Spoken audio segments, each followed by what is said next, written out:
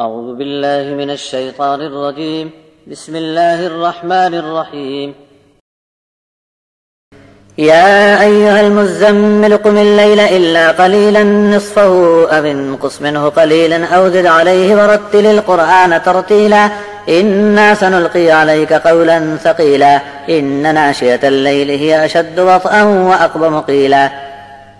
إن لك في النهار سبحا طويلا واذكر اسم ربك وتبتل إليه تبتيلا رب المشرق والمغرب لا إله إلا هو فاتخذه وكيلا واصبر على ما يقولون واهجرهم هجرا جميلا وذرني والمكذبين أولي النعمة ومهلهم قليلا إن لدينا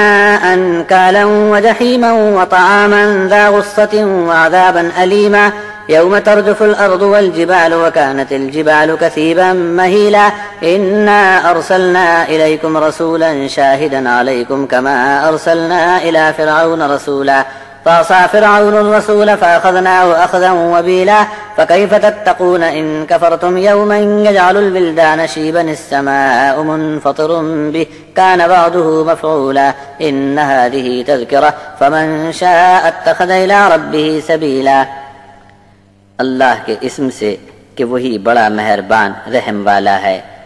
اے کپڑے میں لپٹ کر رہنے والے، رات کو تھوڑی دیر کھڑے رہو، آدھی رات کو یا اس سے کچھ کم میں تھوڑی دیر کھڑے رہو یا اس پر کچھ زیادہ، اور قرآن کو ٹھہر ٹھہر کر پڑھو، ہم تم پر ایک بھاری فرمان ڈالنے والے ہیں۔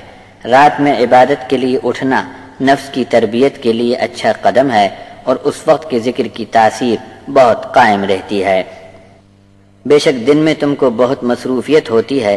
اپنے رب کے نام کا ذکر جاری رکھو، اور رات میں سب سے کٹ کر اسی ایک کے ہو جاؤ۔ مشرق مغرب کا رب وہی اکیلا ہے، اس کے سوا کوئی معبود نہیں، تم اسی کو اپنا وکیل بنا لو کہ وہی تمہارے سب کاموں کا نگہبان ہے۔ جو باتیں یہ لوگ کہے جا رہے ہیں صبر سے برداشت کیے جاؤ، اور خوبی کے ساتھ انہیں چھوڑ کر کنارہ کش ہو جاؤ۔ جن کو میں نے اپنی نعمت عطا کی پھر بھی وہ میرے فرمان کو جھٹلاتے ہیں، مجھے ان سے نمٹ لینے دو،